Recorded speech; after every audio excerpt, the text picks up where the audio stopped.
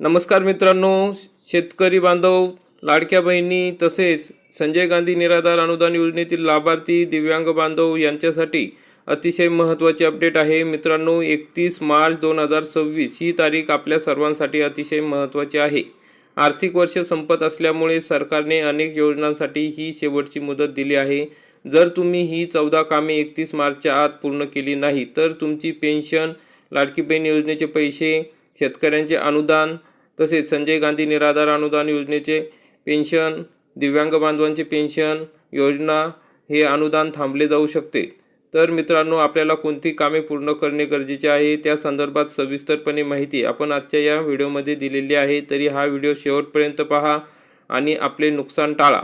खालीलप्रमाणे 14 महत्त्वाच्या कामांची यादी आहे, ती आपण पूर्ण करणे गरजेचे आहे। तर शेतकऱ्यांसाठी खास पहिला जो मुद्दा आहे PM किसान ई-KYC। ज्या शेतकऱ्यांची ई-KYC अपूर्ण आहे त्यांनी ती 31 मार्च पूर्वी पूर्ण करा, अन्यथा पुढील हप्ता मिळणार नाही।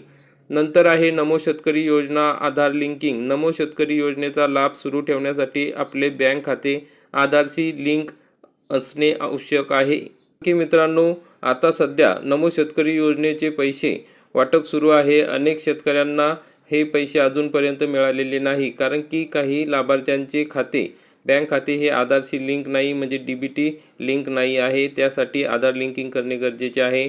नंतर तिसरा जो मुद्दा आहे पीक विमा तक्रार कागदपत्रे। जर तुम्हाला पीक विमा मिळालेला नसेल तर पीक विम्यासंदर्भात काही त्रुटी असल्यास त्या 31 मार्च पूर्वी कृषी कार्यालयात आपण त्या सुधारू शकतो, दुरुस्त करू शकतो। त्यामुळे 31 मार्च पूर्वी कृषी कार्यालयात तुम्ही तुमचे कागदपत्र जमा करा, म्हणजे पीक विमा तुम्हाला वेळेवर मिळेल।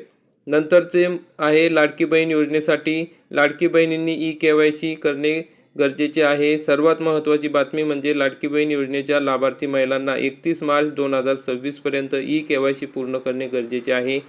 KYC न केल्यास लाभ बंद होतील। 31 मार्च नंतर KYCची मुदत संपणार आहे। ज्या महिलांनी KYC पूर्ण केली नसेल त्यांना लाभ मिळणार नाही, म्हणजे ज्या महिलांची KYC पूर्ण असेल त्यांनाच पुढील लाभ मिळेल।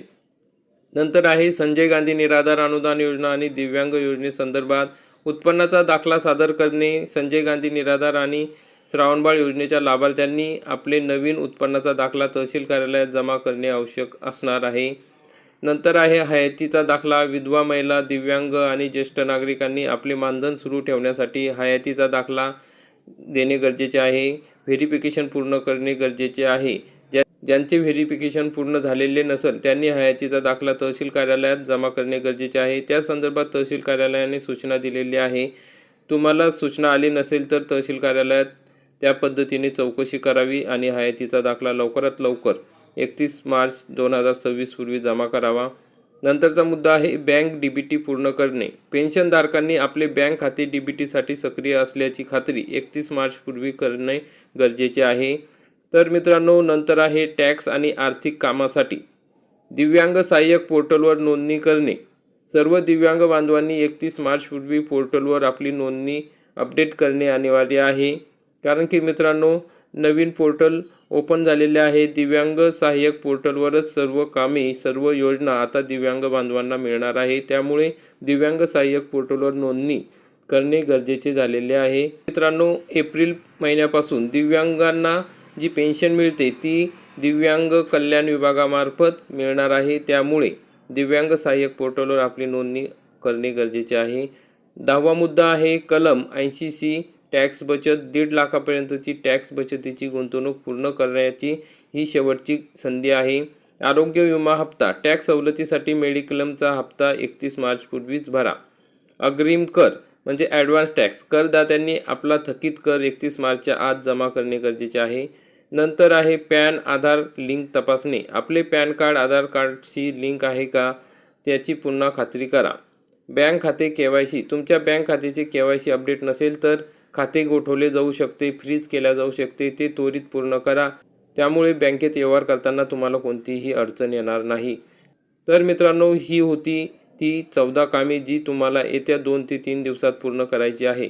विशेषतः शेतकरी बांधव, लाडक्या बहिणी तसेच दिव्यांग बांधव, संजय गांधी निराधार अनुदान योजनेतील लाभार्थी यांनी KYCकडे दुर्लक्ष करू नका। हा व्हिडिओ आपल्या गावातील ग्रुपवर आणि नातेवाईकांना नक्की शेअर करा, जेणेकरून कोणाचीही योजना बंद पडणार नाही. आणि आपल्या चॅनलला सबस्क्राईब करा. धन्यवाद. जय हिंद, जय महाराष्ट्र.